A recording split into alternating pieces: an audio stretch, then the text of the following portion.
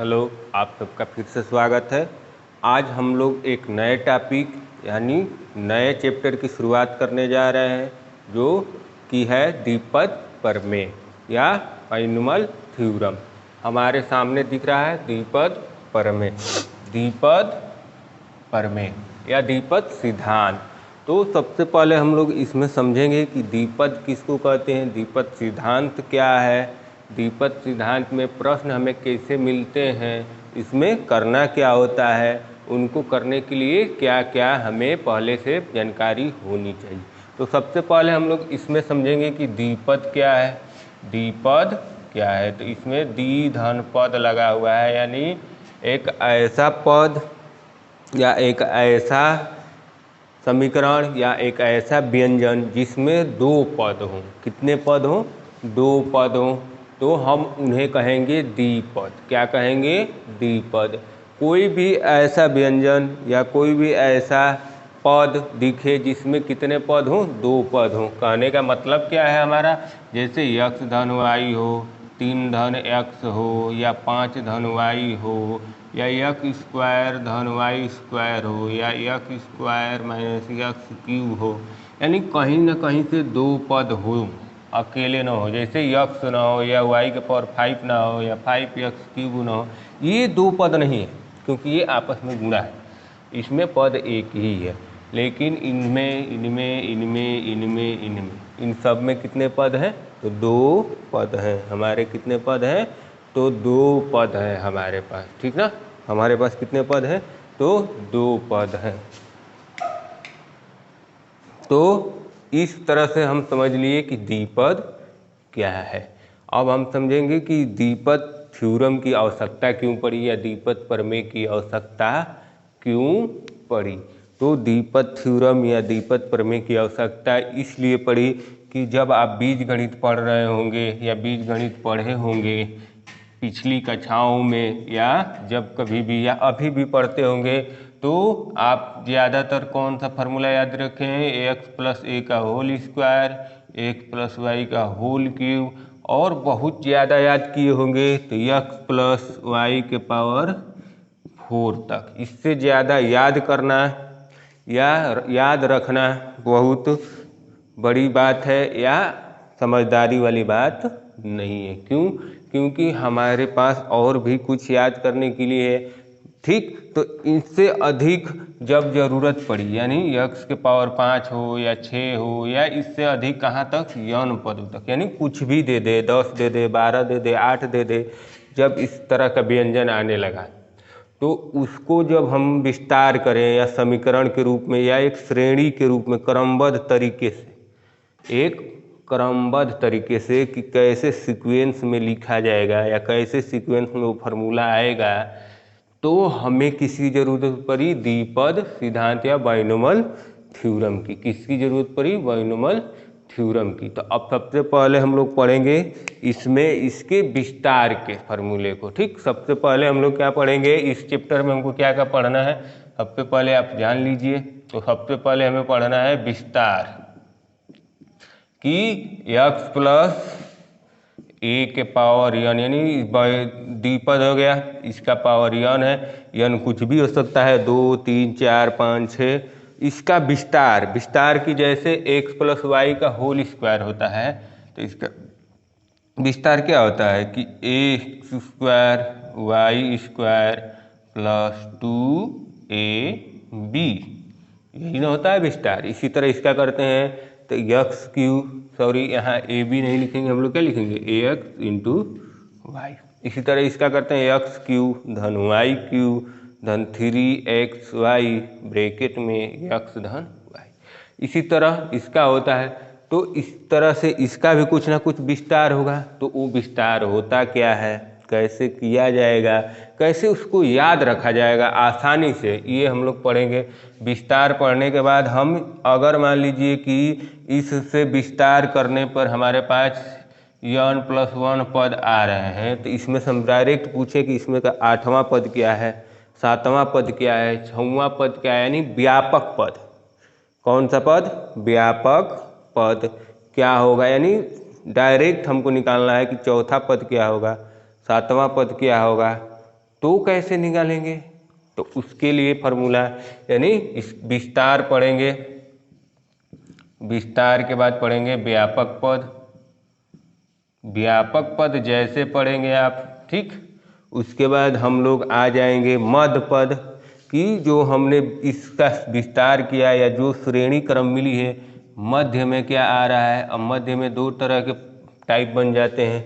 इसके बाद हमें अलग अलग तरह के प्रश्न पूछेगा कि जब विस्तार आप कर रहे हैं तो उसमें किसी का पावर 4 होगा, किसी का पावर 3 होगा, किसी का पावर 2 होगा, किसी का पावर कुछ भी नहीं होगा, यानी उसमें यक्स ही नहीं होगा, न वाई ही होगा, यानी उसमें कोई अचर नहीं होगा, एक्स वाई कुछ भी नहीं होगा। हो सकता है ऐसा पद मिले, हो सकता है ऐसा पद न भी मिले। तो वो जब सवाल पूछेगा तो जरूर उसमें नहीं होगा। तो कौन सा पद होगा जो उसमें यक्स ही नहीं होगा? वो कौन सा पद होगा जिसमें यक्स का पावर 5 तो है लेकिन उसके आगे की संख्या से गुणा, यानी उसका गुणांक क्या है, ठीक। तो इस तरह के प्रश्न इसमें बनते हैं। मध्य पद, मध्य पद के बाद हम लोग पढ़ेंगे यक्स से मुक्त पद या यक्स से मुक्त पद कहिए या अचर पद या यक्स का गुणांक हमसे पूछेगा कि गुणांक बताइए। इतने टाइप के प्रश्नों को जब हम पढ़ लेंगे तब इसमें अलग अलग तरह के प्रश्नों को मिक्स करके देगा, उन्हें प्रूव करने के लिए देगा। तो आइए हम लोग सबसे पहले पढ़ते हैं द्विपद सिद्धांत या बाइनोमियल थ्योरम में विस्तार क्या है या विस्तार कैसे होगा। और विस्तार करने सीख लेंगे तो उसमें क्या क्या हमें और चीज़ें पहले से पता होनी चाहिए या क्या क्या हमें, ठीक। तो अब हम लोग पढ़ेंगे कि जो हमें पद देगा द्विपद पर में, तो हम समझते हैं हमारे पास सामने है यक्स प्लस ए, इसमें दो पद हो गए और इसका पावर यन दिया है। इसका विस्तार अगर करना होगा तो कैसे किया जाएगा? इसका विस्तार अगर करना होगा हमको तो किस प्रकार से किया जाएगा? तो आइए समझते हैं कि इसका विस्तार किस प्रकार से किया जाएगा या कैसे होगा। तो अब इसमें सबसे पहले समझिए कि यहाँ पे दो पद दिया रहेगा। पहला पद होगा प्लस या माइनस हो सकता है और दूसरा पद होगा, इतनी समझ सकेंगे। इसका पावर कुछ ना कुछ दिया होगा, जो पावर दिया होगा वो होगा यन। 5 होगा तो वो यन, 10 होगा तो वो यन, ठीक। तो दो पद होंगे, पहले पद को यक्स समझिए, दूसरे पद को ए समझना है। और इस फार्मूले को याद करने के कई तरीके हैं, कई प्रकार से याद कर सकते हैं। जब सवाल आप लगाएंगे बार बार तो उसको याद रखने की ज़रूरत नहीं होगी। तो चलिए समझते हैं इस फार्मूले को कैसे आपको आसानी से याद होगा। तो सबसे पहले यहाँ यन है, यन हो गया और हमको शुरुआत करनी है जीरो से। किससे शुरुआत करनी है? कोई भी चीज़, कोई भी कार्य आप कहाँ से शुरू करते हैं? जीरो से। तो इसको भी शुरू करिएगा जीरो से। तो सबसे पहले लिखिएगा यन सी जीरो। अभी परेशान नहीं होना, हम इसके बारे में भी बताएंगे कि ये सी क्या है और इसका मतलब क्या है, ठीक। पहले फार्मूला समझिए, यन सी जीरो से शुरू करेंगे। तो अब इसमें पहला पद क्या है? तो यक्स है, तो आप लिखेंगे यक्स को। तो पहले लिखना है एन सी जीरो, जीरो से शुरुआत करनी है, इतनी चीज़ क्लियर हो गया। उसके बाद ये वाला पद लिख देना है। अब इसके पावर में कुछ लिखना है। अब क्या लिखना है? तो जो यहाँ लिखे है यन और जीरो, इसी को लिखना है, यन माइनस करके जीरो, कोई दिक्कत नहीं। दूसरा पद पे आ जाइए, अब गुणे लगा के ए, ये दूसरा पद ए है, इसका पावर कितना रखना है? तो ये हमेशा जीरो रहता है। ये वाला नीचे वाला लिखना है, प्लस है तो प्लस लगाइए। फिर अब जीरो हो गया, अब जीरो के बाद क्या आता है? एक, तो फिर लिखिए यहाँ एन सी वन। जीरो के बाद क्या आता है? एक, तो एन सी वन। अब फिर पहला पद क्या है? यक्स है, पहला पद यक्स है, यन है तो यन, इसमें से किसको घटाना है? नीचे वाले को, यानी वन इंटू। अब फिर दूसरा पद यहाँ पे क्या है? ए, इसको तो याद कर लेना है, पहला और दूसरा पद दोनों साथ में गुणा होगा। बस खेल किसका है? तो पावर का, वो अभी बहुत आसान हो जाएगा। अब इस पे पावर जो रखते हैं दूसरे पद पे, नीचे वाला अकेले, इसमें घटाना जोड़ना कुछ भी नहीं है, ठीक। दूसरा पद भी बन गया। अब हमको शुरुआत करनी है इसके आगे, तो एक के बाद क्या आता है? दो, तो N C two, N C two, यहाँ तक किसी को कोई दिक्कत परेशानी वाली बात नहीं है, हमें भी पता है। अब NC2 जब लिख लेंगे तो हमें पहला पद को याद करना है, और पहला पद होता है यक्स। यक्स जब लिखेंगे तो इसका पावर लिखना होता है। पावर क्या होता है, तो ऊपर जो दिया है उसमें से नीचे वाले को घटाना है, NC2 NC2, ठीक। इन प्लस लिखिए, फिर पहला पद लिख लिए तो दूसरे पद को याद करिए। दूसरे पद A होगा। अब दूसरा पद A है तो यहाँ से 2 लिख देना है इसकी पावर पूरे के बाद प्लस। अब फिर 2 आ गया तो NC3 फिर यक्स का पावर कितना है, तो n में से 3 घटाना है इंटू A का पावर ये 3, ठीक। इस तरह से बढ़ते बढ़ते बढ़ते हम कहाँ तक आ जाएंगे, तो n है तो n तक जाएगा ही जाएगा, नीचे वहाँ तक जाएगा n तक, 3 जाएगा, 4 जाएगा, 5 जाएगा, 6 जाएगा, इसे बढ़ते बढ़ते बढ़ते कहाँ तक चले जाएंगे हम, n तक चले जाएंगे। कहाँ तक चले जाएंगे, तो n तक। तो हमारा हो गया NCN, जो अंतिम पद आएगा वो क्या आएगा, NCN आएगा। अब यहाँ पे यक्स का पावर कितना रखेंगे, तो यक्स का पावर NC माइनस n यानी n माइनस n, और A का पावर कितना रखेंगे, तो नीचे वाला n। ये हमारा इससे विस्तार का फॉर्मूला है, यक्स प्लस A, यह द्विपद सिद्धांत है, बाइनोमियल थ्योरम है, या इसका विस्तार रूप है। अब इसको हम किस प्रकार से अलग अलग तरीके से याद कर सकते हैं, इसको समझेंगे। पहला तरीका आपको हमने बताया कि 0 से शुरू करना है और उसको बढ़ाते चले जाना है। कहाँ तक, जितनी पावर दी है, 5 पावर दी है तो 5 तक, 6 दी है तो 6 तक, n दिया है तो n तक। दूसरा तरीका क्या है, आपको पूरे टर्म में 3 ही एक पद लिखना है, NC लिख देना है, यक्स लिख दीजिए, A लिख दीजिए, NC लिख दीजिए, यक्स लिख दीजिए, A लिख दीजिए, प्लस n लिखिए, C लिखिए, यक्स लिखिए, A लिखिए, प्लस n लिखिए, C लिखिए, यक्स लिखिए, A लिखिए, plus dot dot dot dot dot कर दीजिए, NC लिखिए, यक्स लिखिए, A लिखिए। ये तीनों पद सब में रहेगा, NC यक्स A। n ये है, C लिखना है, हमको बताएंगे इसके बाद, यक्स और A, यक्स पहला पद, A दूसरा पद, यानी पहला पद दूसरा पद, पहला पद दूसरा पद, पहला पद दूसरा पद। अब आपको काउंटिंग अच्छी प्रकार से आती है, 0 से कोई भी चीज़ शुरू होगा। कहाँ से शुरू होगा, 0 से। तो सबसे पहले यहाँ लिखेंगे 0, यहाँ 1, यहाँ 2, यहाँ 3, ऐसे बढ़ते चले जाएंगे। अगर n पद है तो n, ठीक। अब यहाँ से इसमें से घटाते हुए यहाँ लिखते चले जाइए। अगर इसमें से घटाएंगे तो यहाँ आएगा n, यहाँ आएगा n माइनस 1, यहाँ आएगा n माइनस 2, यहाँ आएगा n माइनस 3, ऐसे घटाते हुए n माइनस n। और यहाँ 0 से शुरू हुआ तो 0, 1, 2, 3, ऐसे n।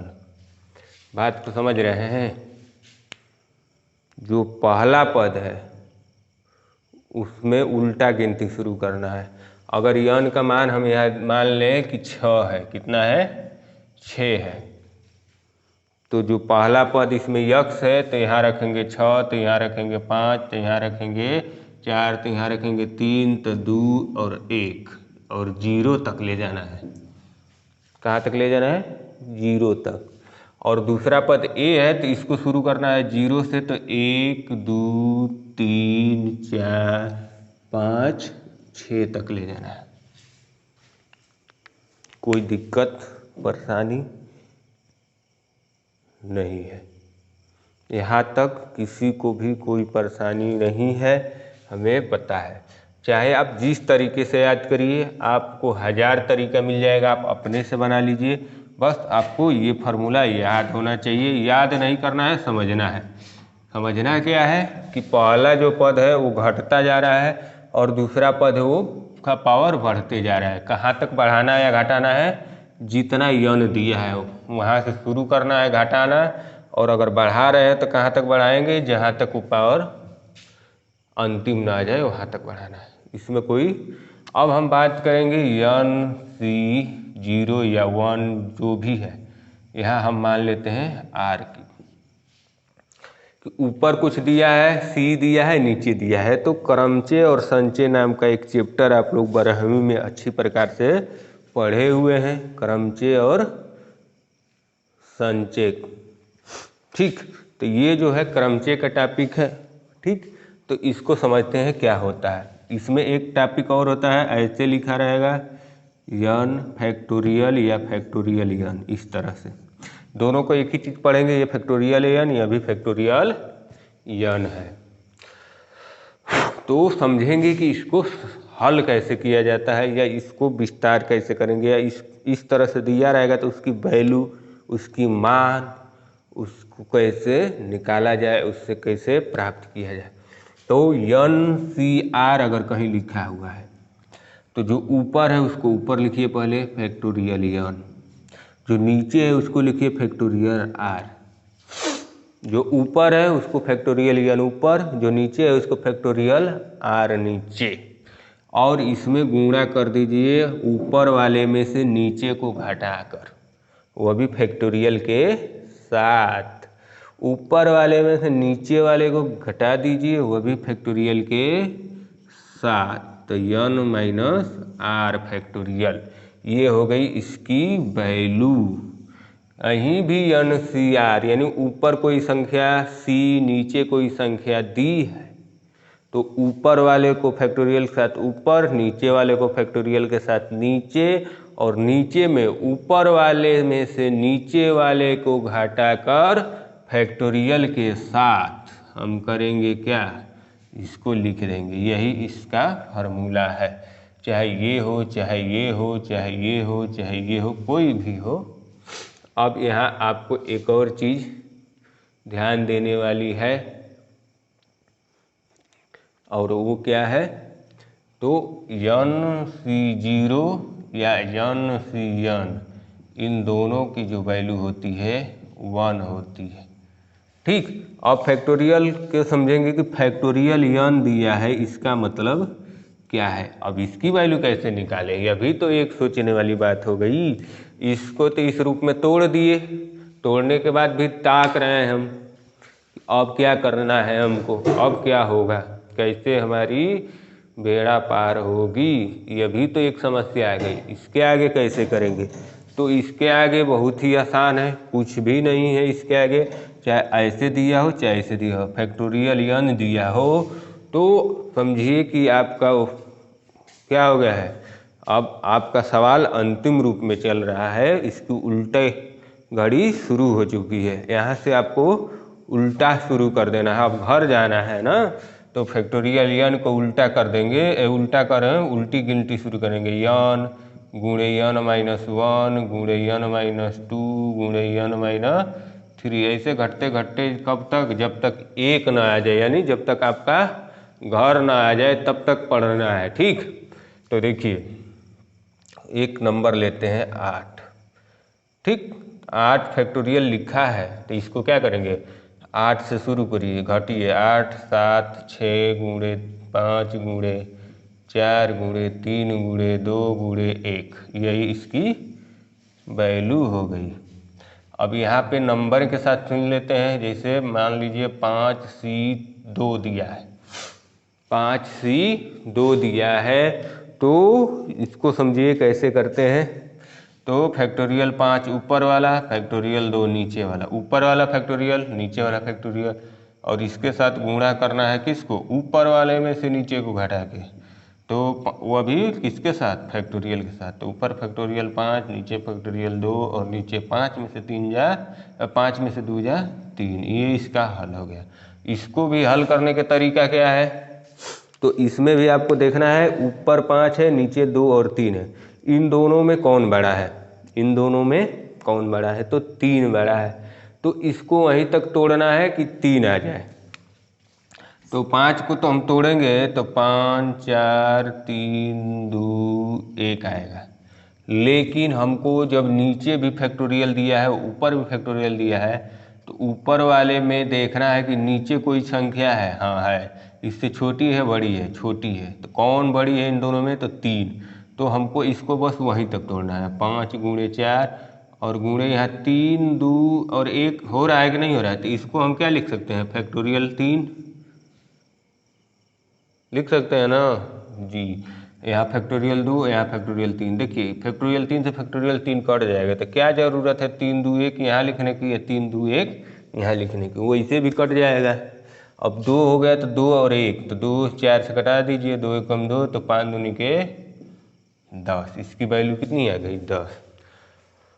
तो हम उम्मीद करते हैं आपको अच्छे से समझ में आया होगा, द्विपद प्रमेय का विस्तार अच्छी प्रकार से समझ में आया होगा। NCR का मान क्या होता है, NCR क्या होता है, फैक्टोरियल क्या होता है। तो हम उम्मीद करेंगे कि आप प्रश्नों को अच्छे से अब सॉल्व कर लेंगे। अब अगली बार हम मिलेंगे तो एक विस्तार के फॉर्मूले को पढ़ेंगे और उसको हल करना सीखेंगे कि कैसे कोई सवाल दिया हो, कोई प्रश्न दिया हो, तो हम उसे हल कर सकते हैं, उसको सॉल्व कर सकते हैं। आज के सेशन में इतना ही। Thank you class.